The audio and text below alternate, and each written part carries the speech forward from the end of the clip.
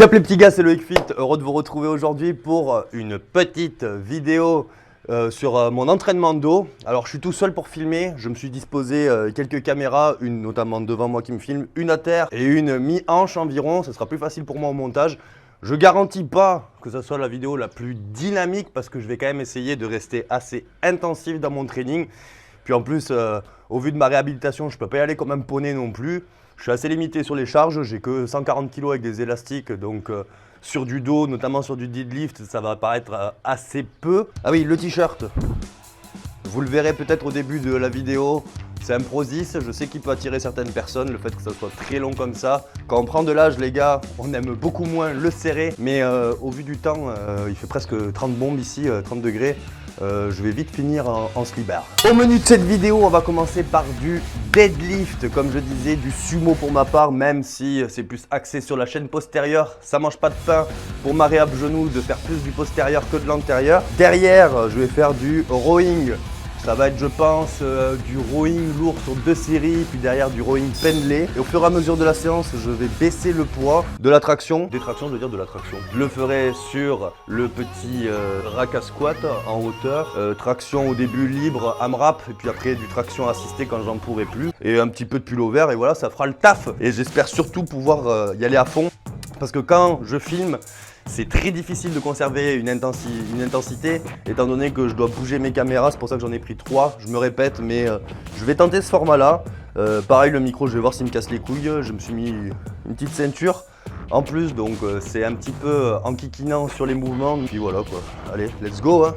Donc je me suis échauffé, vite fait, avant, hop, la caméra que je puisse voir. Première série, elle compte pas, elle fait partie de l'échauffement pour ma part encore. Là je suis en basket mais ça va virer d'ici peu.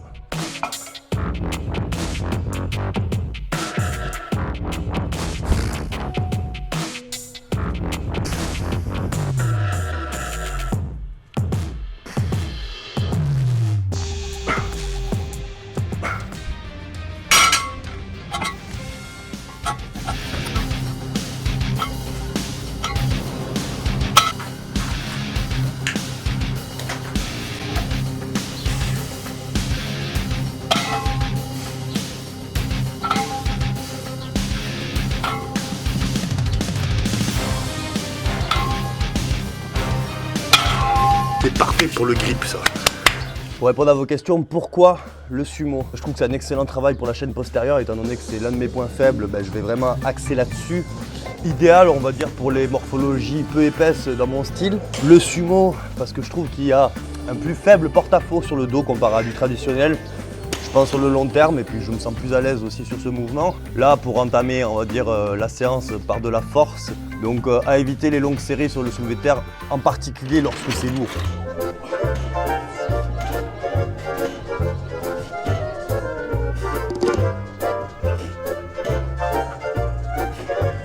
J'estime que je peux encore me servir de mon grip sur mes singles, c'est-à-dire sur les...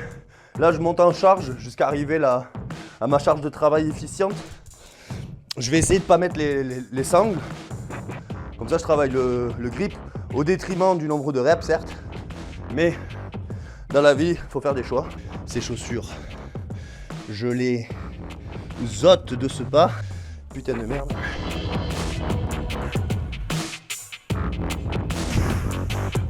Et j'ai pas mis plus de poids.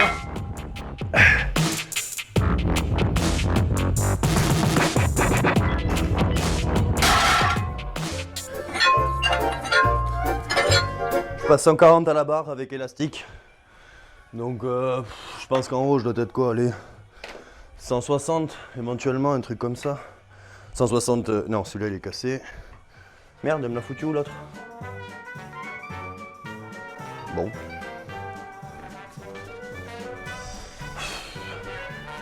Ça c'est Marianne ça.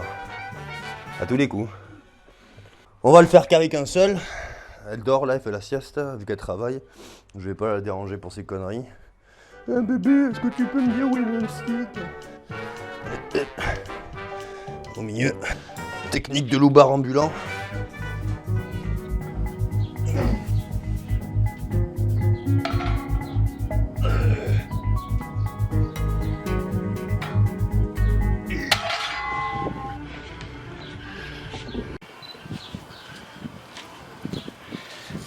Là, je suis dans le max que je puisse mettre. Je pourrais mettre des haltères sur le teco. J'ai vu un bougre, des maigres le faire. Mais j'ai trop peur pour mon carrelage en dessous. Les dalles s'arrêtent au niveau de la fonte. Donc si j'ai mis une haltère et que j'y lâche, je te fais un trou pour pallier. Parce que c'est vrai que je voulais rajouter du poids. Pour pallier cela, on va faire du pose. Hein, ça ira très bien. Et puis voilà. Par contre là, je mets les sangles. Hein. Vous m'excuserez les gars.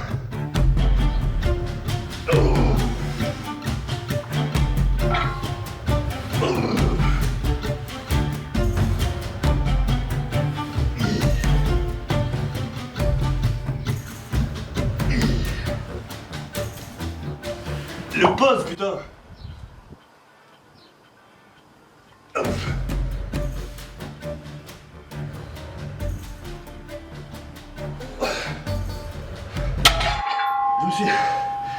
Je me suis embrouillé. Je me suis embrouillé comme un con. Putain, entre gérer les caméras et tout là, pas de cerveau. Est-ce que je vais arriver à utiliser mon cerveau des fois? C'est terrible hein. On enfile l'élastoc autour du pied. Mettez-moi des pouces rouges si je ne refais pas cette pose de merde. Sinon ça va chier baron.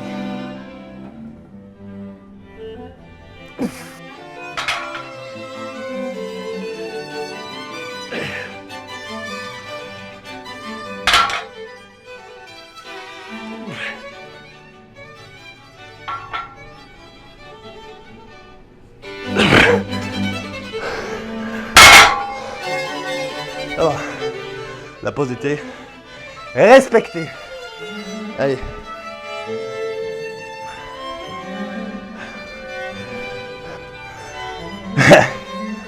Allez. On passe à l'exo suivant.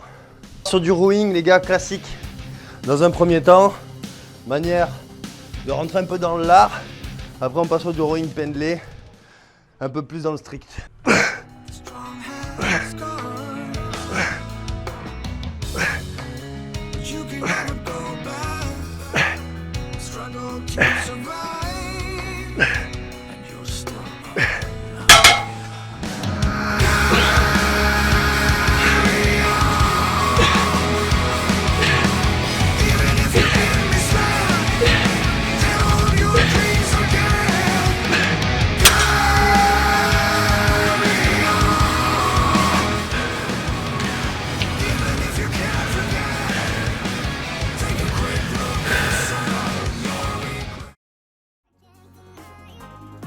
On passe au rowing pendlé.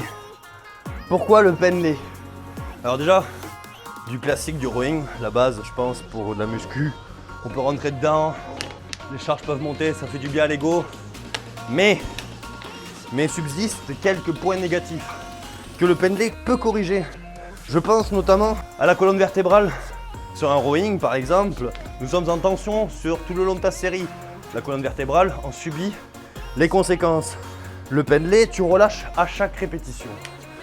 Le pendlé aussi va ajouter dans le mouvement des muscles stabilisateurs, mais aussi les ischio-jambiers. Rappel, les ischio-jambiers pour ma part, un point faible, je prends. Je trouve personnellement qui renforce le dos mieux qu'un rowing classique. La notion d'explosivité que je vais essayer d'injecter dans la série, à défaut du rowing qui peut être triché plutôt qu'explosé. Explosé. Donc voici les quelques critères qui me viennent à l'idée pour le rowing pendlé.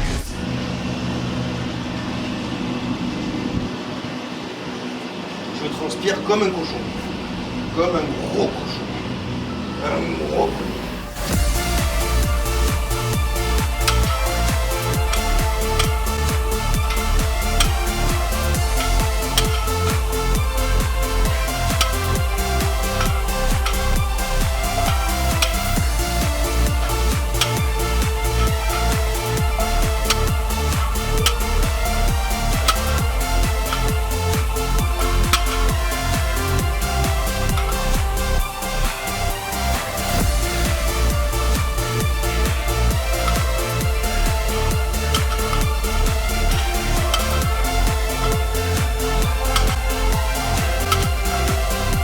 Le pennelé, bien écarté, ça contraint vachement bien.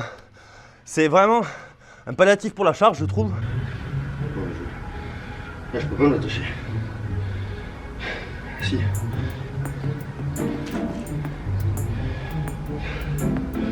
Ok. IQ 200. IQ 200. J'ai un cerveau. On passe aux tractions libres dans un premier temps et jusqu'où je fatigue en assisté.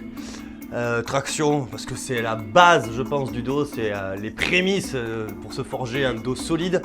C'est aussi, je pense, la manière la plus efficiente de taffer son grand rond et son grand dorsal de manière la plus basique. Parce que je trouve aussi que le post-fatigue au poids de corps, c'est quand même aussi, excusez-moi du terme encore, la base, c'est la base. On peut se finir les pecs au push-ups, on peut finir le dos aux tractions, on peut faire du squat à vide ou du squat sauté, enfin c'est magique le poids de corps en finisher. Par contre, on va tricher un peu, messieurs, et on va mettre les sangles. J'ai plus trop de pouic-pouic de magnésie et j'aimerais bien la garder pour les prochaines séances que je ferai pour moi non filmées.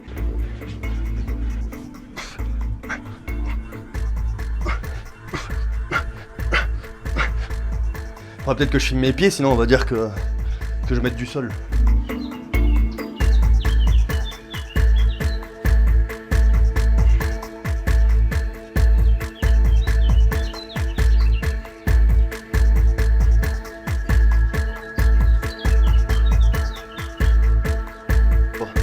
Derrière, je vais faire deux séries de tractions assistées.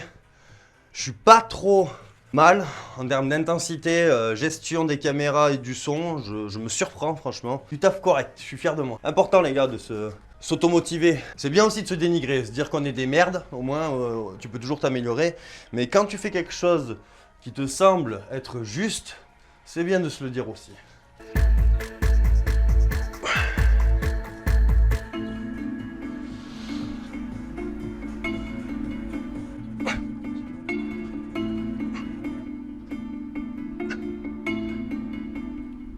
C'est vraiment bien les tractions assistées parce que quand tu arrives à une rep où tu n'en peux plus, tu as juste à ajuster ta force avec tes pieds pour pouvoir continuer et faire le plus de reps. Donc je trouve que c'est pas mal pour nous, fitness, bodybuilder, qui sommes aussi doués que deux mains gauches sur du poids de corps, ça peut être pas trop mal. Là je commence à en chier, là j'ai les dorsaux hyper fatigués.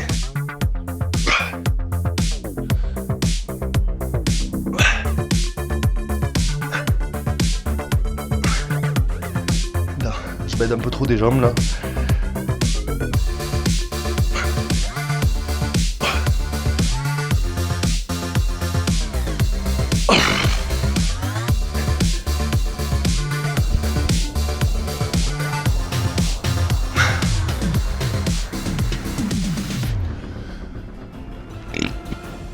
Se dépasser, c'est bien, c'est vraiment bien. Mais se dépasser quand la charge est maîtrisable. Parce que je vois trop souvent des no pain no gain. Allez, t'en as encore pour 3. Non, non, mec, j'ai 200 kilos, j'en ai pas pour 3. Je peux pas la faire déjà celle à 200, donc ne me dis pas que je peux en faire 10 de plus, que c'est dans ma tête. Non, là c'est débile. Je le conçois, mais je trouve que leur phrase n'est pas complète. On se dépasse au poids de corps. On se dépasse sur des curls qui sont maîtrisables. On se dépasse sur des squats qui sont maîtrisables. Mais quand tu arrives sur tes charges limites, dire no pain no gain, tu peux en faire 3 de plus, c'est un petit peu débile et courir à la blessure. Après, ça n'engage que moi.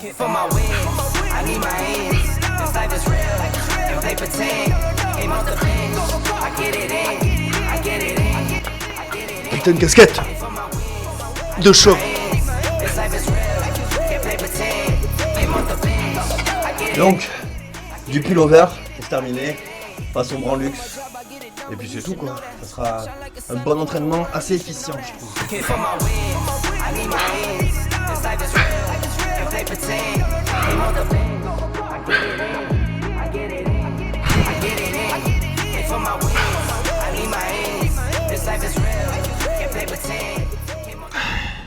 Bon les gars, la vidéo est maintenant terminée.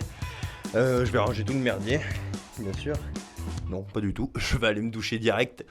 Je suis pas en salle de gym, je peux laisser le bordel dans mon garage si j'ai envie. Donc j'espère que la vidéo vous a plu. J'espère que ça vous a montré aussi qu'on peut s'entraîner intelligemment en fonction de ses pathologies ou son expérience. Il n'y a pas un entraînement mieux qu'un autre, il y a des entraînements qui s'adaptent à votre lifestyle, à votre manière de vivre. Moi j'ai un problème au genou, j'ai trouvé intéressant de mettre de la chaîne postérieure qui est recommandée lorsqu'on a un problème de genou et une différence antérieure-postérieure. Donc vous voyez que votre entraînement doit être propre à vous-même, réfléchi. Ça sert à rien de copier l'entraînement de Pierre-Paul Jacques si on ne sait pas ce que son entraînement veut dire pour lui. On n'oublie pas le petit pouce bleu, on n'oublie pas dans le commentaire le et puis c'est tout. Surtout les gars, restez motivés, lâchez jamais, mais vraiment jamais ce que vous avez commencé dans la musculation. La muscu va vous apprendre un petit peu la rigueur et une façon de vivre différente. Si tu stoppes ça, t'arrêtes tout ton accomplissement possible là-dedans. Allez les gars, ciao ciao.